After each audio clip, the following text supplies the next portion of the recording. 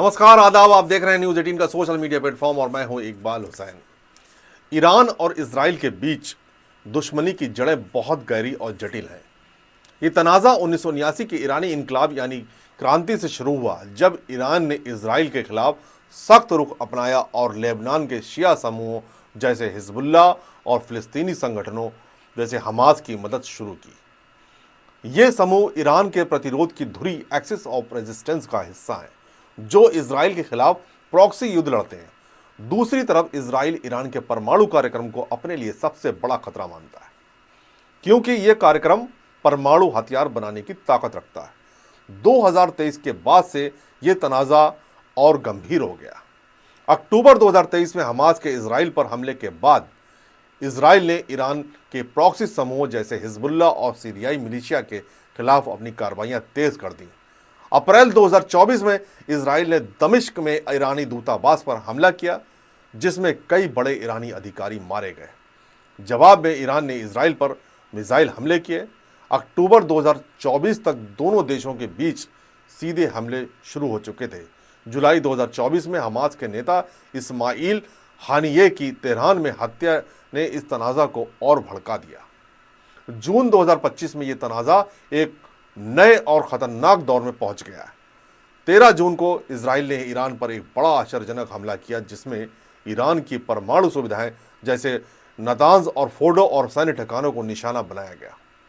यह हमला operation rising line के नाम से जाना जाता है, जिसे इजराइल डिफेंस फोर्सेस IDF और मोसाद ने मिलकर किया।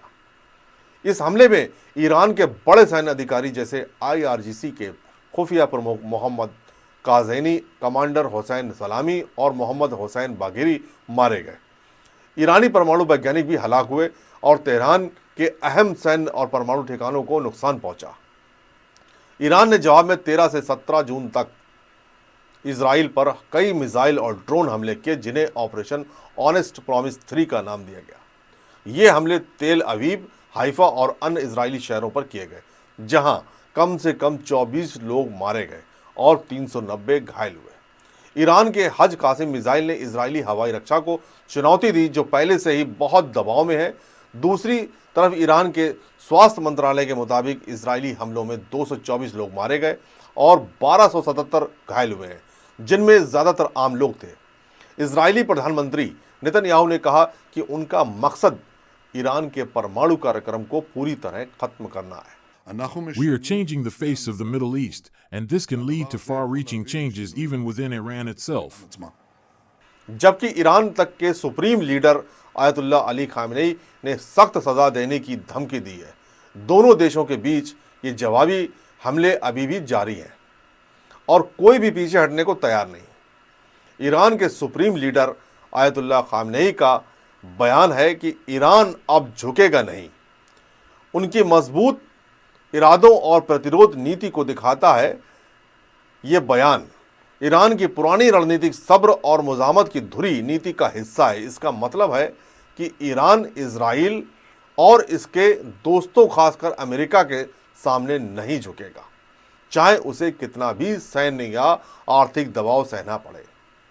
ईरान की रणनीति में प्रॉक्सी युद्ध, मिसाइल हमले और स्ट्रेट ऑफ हॉर्मुज जैसे अहम जगहों का इस्तेमाल शामिल है।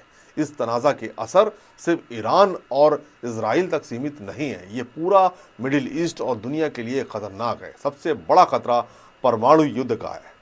इजरायली हमलों ने ईरान की परमाणु सुविधाओं जैसे नातांज और फोर्डो को नुकसान पहुंचाया है, लेकिन फोर्डो की ज़मीन के नीचे की साइट अभी भी काम कर रही है। वहीं IAEA के प्रमुख ग्रॉक्सी ने चेतावनी दी है कि नातांज में रेडियोलॉजिकल केमिकल प्रदूषण का खतरा है, जो एक बड़ा पर्यावरण संकट पैदा कर सकता है। इसके अलावा तेल की कीमतों में तेजी आई है।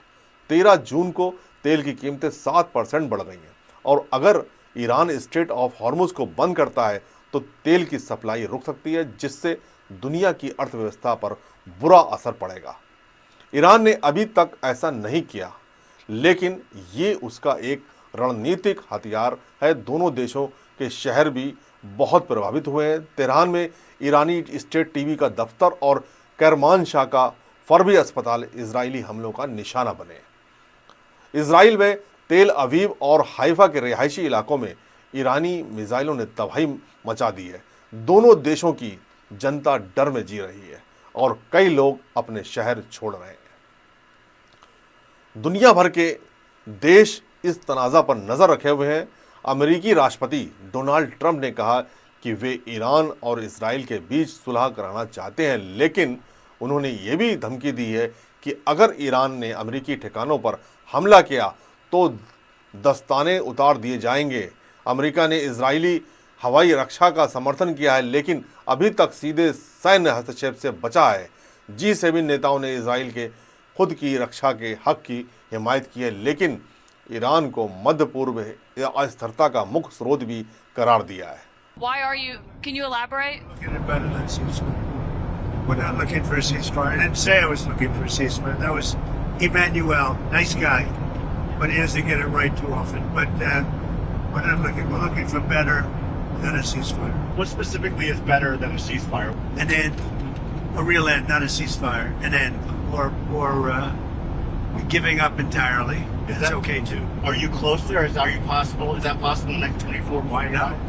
Certainly possible. Complete give up. That's possible.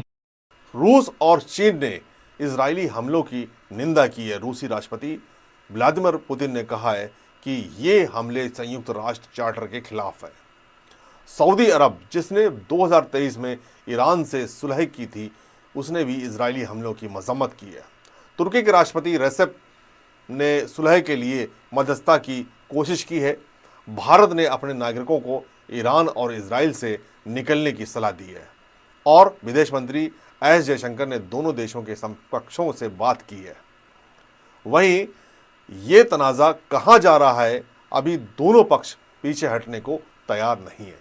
Israel का मकसद ईरान के परमाणु कार्यक्रम को पूरी तरह खत्म करना है, लेकिन ईरान के पास हजारों बैलिस्टिक मिसाइलें हैं जो वो इजराइल के खिलाफ इस्तेमाल कर सकता है।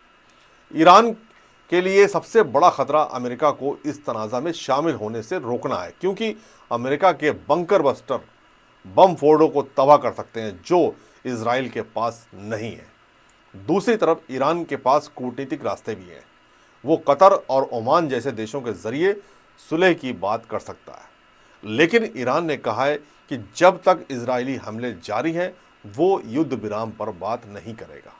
जानकारों का मानना है कि ये तनाज़ा हफ्तों तक चल सकता है और अगर स्ट्रेट ऑफ हॉर्मुज बंद हुआ या परमाणु साइट्स पर और हमले हुए तो ये एक क्षेत्रीय जंग में बदल सकता है।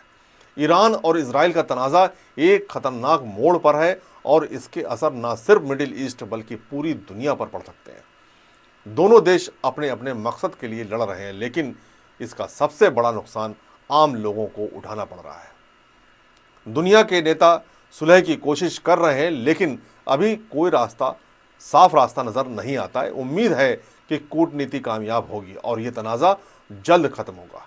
जय हिंद।